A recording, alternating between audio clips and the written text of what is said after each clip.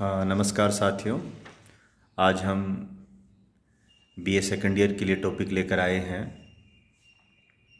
राष्ट्रपति शासन। हमने इससे पहले के वीडियो में आपको बताया था कि राष्ट्रपति की आपातकालीन शक्तियों को 3 भागों में बांटा जाता है।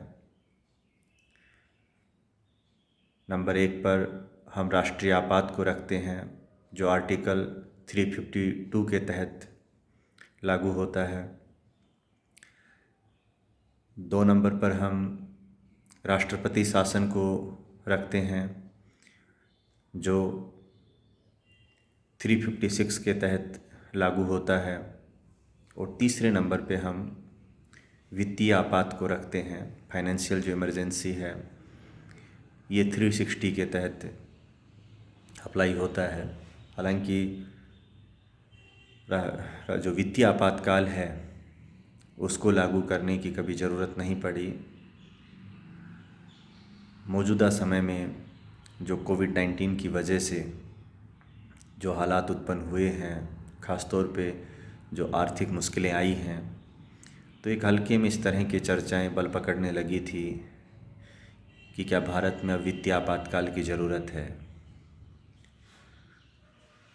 खैर, इस पर हम अलग से बात करेंगे। अभी हम बात कर रहे हैं राष्ट्रपति शासन क्या है, ये कैसे लगता है और इसके इम्पैक्ट क्या होते हैं, और राष्ट्रपति शासन का जो इतिहास है वो कैसा रहा है, और राष्ट्रपति शासन की जो घोषणा है उस पर न्यायालय का क्या रुख रहा है। इन्हीं कुछ बिंदुओं के इर्द गिर्द हम अपनी आज की चर्चा करने वाले हैं। तो सबसे पहली बात तो ये है कि राष्ट्रपति शासन है क्या। तो राष्ट्रपति शासन से अभिप्राय है कि किसी राज्य की विधानसभा को भंग कर दिया जाना और वहाँ की प्रशासनिक और विधायी शक्तियों को केंद्र द्वारा अपने नियंत्रण में ले लेना राष्ट्रपति शासन कहलाता है। ये जिस राज्य में भी लागू होता है तो उस राज्य और केंद्र का जो संबंध है वो संघीय व्यवस्था से एकात्मक की ओर शिफ्ट कर जाता है जब तक राष्ट्रपति शासन लागू रहता है। यानी कि केंद्र सरकार है वो उस राज्य के लिए फैसले लेती है उस दौरान, ख़ासतौर पे कार्यकारी शक्तियाँ, विधायी शक्तियाँ, और एक तरह से राष्ट्रपति या केंद्र सरकार राज्यपाल के जरिए जो अपना काम उस राज्य में करती है, सरकार चलाती है। भारतीय संविधान के अनुच्छेद 356 में राष्ट्रपति शासन का प्रावधान किया गया है। हालांकि राष्ट्रपति शासन के 2 आधार हैं। एक आधार 356 में है जो संवैधानिक तंत्र की विफलता पर राष्ट्रपति शासन लगाने की बात कहता है। दूसरा आधार अनुच्छेद 365 में है जो केंद्र को यह अधिकार देता है कि अगर राज्य, कोई भी प्रांत केंद्र द्वारा जारी निर्देशों का पालन नहीं करता है या बार बार कुछ ऐसा करता है जो संविधान के मूल उपबंधों के अनुरूप नहीं है, तब भी राष्ट्रपति शासन की घोषणा की जा सकती है। और इसका उदाहरण जिस समय बाबरी मस्जिद का विध्वंस हुआ तो उस समय केंद्र सरकार ने जिस तरह से कल्याण सिंह सरकार को गिराया था, वो भाजपा सरकार थी, तो उसका आधार 356 नहीं था बल्कि 65 था, क्योंकि उस समय कल्याण सिंह सरकार के पास कोई बहुमत का खतरा नहीं था। लेकिन केंद्र ने ये निर्देश दिया था कि आपको यहाँ इस इमारत के विध्वंस को रोकना है और उन्होंने भी केंद्र जो हलफनामा दिया था कल्याण सिंह सरकार ने कि हम इसको गिरने नहीं देंगे, बचाएंगे, लेकिन उन्होंने ऐसा नहीं किया। हालांकि उन्होंने खुद ही इस्तीफ़ा दे दिया। अगर वो नहीं भी देते तो उस समय केंद्र के पास बहुत मजबूत आधार था कि वो सरकार गिरा दी जाती और विधानसभा भंग कर दी जाती और राष्ट्रपति शासन लग जाता, और बाद में लगा भी उनके जो इस्तीफे के बाद। तो ये मुख्य बात रही है कि राष्ट्रपति शासन का आधार क्या है। राष्ट्रपति शासन की जो बात है वो ऐसा नहीं है कि अपने संविधान में ही आई है, वो 1935 के अधिनियम में भी मौजूद रही थी। और 1935 के अधिनियम में जब ये प्रावधान डाला गया तो उस समय जो राजनीतिक विश्लेषक थे, नागरिक समाज जो बन रहा था, प्रबुद्ध लोग थे, वो इस प्रावधान की आलोचना कर रहे थे। वो ये कह रहे थे कि यहाँ तो जो सारी शक्तियाँ गवर्नर जनरल के पास रह जाती हैं और वो केवल सतही रूप में राज्यों को पावर दे रहे हैं, लेकिन बहुत सी शक्तियाँ गवर्नर जनरल के पास ऐसी हैं जिसके ज़रिए वो प्रांतों में अपना इंटरफेरेंस बढ़ा सकता है। इसीलिए 1935 के अधिनियम के बारे में पंडित जवाहरलाल नेहरू ने कहा था कि एक ऐसा इंजन है जिसके हर तरफ ब्रेक ही ब्रेक हैं। लेकिन हमने फिर उसी प्रावधान को अपने संविधान में भी लागू किया और जब 356 पर बहस हो रही थी तब बाबा साहेब अम्बेडकर ने संविधान सभा में एक स्टेटमेंट दिया था कि ये एक ऐसा प्रावधान है जिसे उन्होंने मृत प्रावधान की संज्ञा दी थी, यानी कि इसको लागू करने की ज़रूरत ही नहीं पड़ेगी। यानी कि बहुत दुर्लभ स्थिति ऐसी आएंगी जब कभी इसको लागू करना पड़ेगा, वरना ये सब ऐसा प्रावधान है संविधान का जिसकी सबसे कम ज़रूरत होगी। लेकिन ये भी अपने आप में एक सच्चाई है कि इस प्रावधान की बहुत ज़रूरत हुई। ज़रूरत कहें या उपयोग कहें या दुरुपयोग कहें, लेकिन 150 के करीब 120 से ऊपर मामले हो गए हैं राष्ट्रपति शासन लगाने के आज़ाद भारत में। पहली बार इसका दुरुपयोग 1959 में हुआ जब जो त्रावणकोर केरल में वामपंथी सरकार को गिराया गया। बाद में दुरुपयोग के मामले कम आए और वो इसलिए कम आए क्योंकि केंद्र और राज्यों में दोनों में कांग्रेस की सरकार थी और एक वामपंथी सरकार जो हमने बताया कि उसमें बनी थी साउथ इंडिया में, तो उसको गिरा दिया गया। नंबूद्रिपाद वहाँ के सीएम थे, उनको एक तरह से हटा दिया गया जब विधानसभा भंग हुई। उसकी काफ़ी आलोचना हुई और सबसे बड़ी बात ये थी कि उस समय नेहरू देश के प्रधानमंत्री थे। मैं मानता हूँ कि नेहरू के समय में जो कुछ गलतियाँ हुई हैं उनमें से एक ये भी थी। ऐसा नहीं होना चाहिए था। ये भारत की जो संघीय भावना है उसके विरुद्ध बात थी ये। और वामपंथी वो लोग थे जो कभी भी उदार लोकतंत्र में यकीन नहीं करते थे। भारत में वो लोग चुनावी प्रणाली का हिस्सा बने, चुनाव लड़े, जीते भी, राज्यों में बाद में प्रांतों में सरकारें भी बनाई। तो ऐसे में हमें उनका स्वागत करना चाहिए था।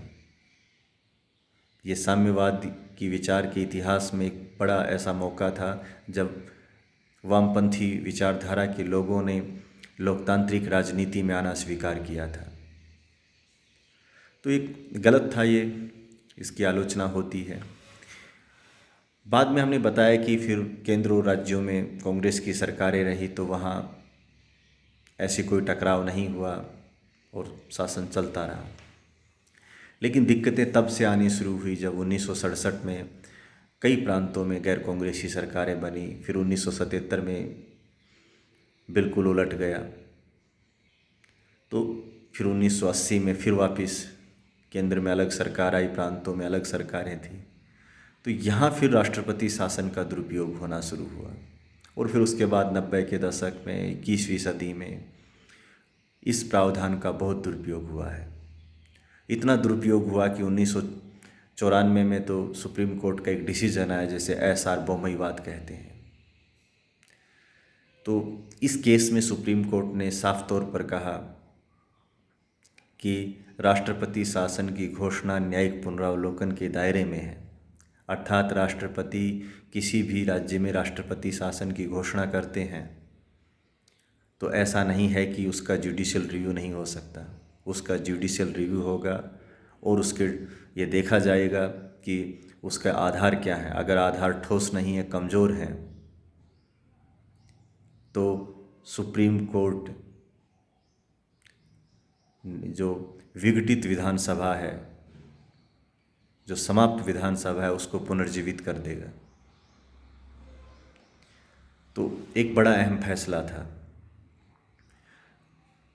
तो उसके बाद ऐसा नहीं है कि दुरुपयोग रुक गया। हर बार मामला न्यायालय में जाता है, हर बार मामला न्यायालय में जाता है और न्यायालय अपने रुख देता है। राज्यपाल की जो भूमिका है वो उसमें संदेहास्पद होती है। राज्यपाल के पद का दुरुपयोग होता है। तो अब जो प्रवृत्तियां रही हैं राष्ट्रपति शासन में, वो वाजिब आधारों पर कम लग रहा है और विरोधी सरकारों को तंग करने, परेशान करने, अस्थिर करने के लिए ज़्यादा इस्तेमाल हो रहा है। वो एक दुर्भाग्य की बात है और बराबर इस बात पे एक विमर्श भी बढ़ रहा है कि कैसे इसको रोका जाए। तो ये तो एक बेसिक बात थी। अब बात होती है कि संवैधानिक तंत्र की जो विफलता की बात कही गई है आर्टिकल 356 में, वो क्या है हकीकत में। तो संवैधानिक तंत्र की विफलता का एक मतलब तो ये होता है कि किसी भी प्रांत में चुनाव हुए और उस चुनाव में जो किसी भी दल को कोई जनादेश नहीं मिल पाता है, पूर्ण जनादेश। तो राज्यपाल मौका देता है सबसे बड़े दल को या जो गठबंधन में साथ चुनाव लड़े थे उनको, और जब सभी संभावनाओं पर विचार हो जाता है और इस बात की जो पूरी पुख्ता सूचना मिल जाती है कि मौजूदा विधानसभा अपना मुख्यमंत्री चुनने में असमर्थ है, तब राज्यपाल राष्ट्रपति के पास ये सिफारिश भेजता है कि मौजूदा जो विधानसभा है वो संवैधानिक प्रावधानों के या उपबंधों के हिसाब से चलने में समर्थ नहीं है। तो राष्ट्रपति वहाँ राष्ट्रपति शासन की घोषणा कर देते हैं। ऐसा ज़रूरी नहीं है कि सिफारिश राज्यपाल के जरिए ही जाए, नहीं भी जाती है मीडिया रिपोर्ट्स या और दूसरे माध्यमों से अगर राष्ट्रपति आश्वस्त हो जाते हैं तब भी वो राष्ट्रपति शासन की घोषणा कर सकते हैं। कई बार ये होता है कि चुनाव के बाद तो गठबंधन सरकारें बन जाती हैं एक बार के लिए तो, लेकिन बाद में उनमें फूट शुरू हो जाती है, विधायकों की इधर से उधर अदला बदली हो जाती है। तब फिर अगर राज्यपाल को यह अंदेशा होता है कि मौजूदा सरकार के पास बहुमत नहीं है, तो ऐसी आनाकानी या विरोध की स्थिति में भी राष्ट्रपति शासन लग जाता है।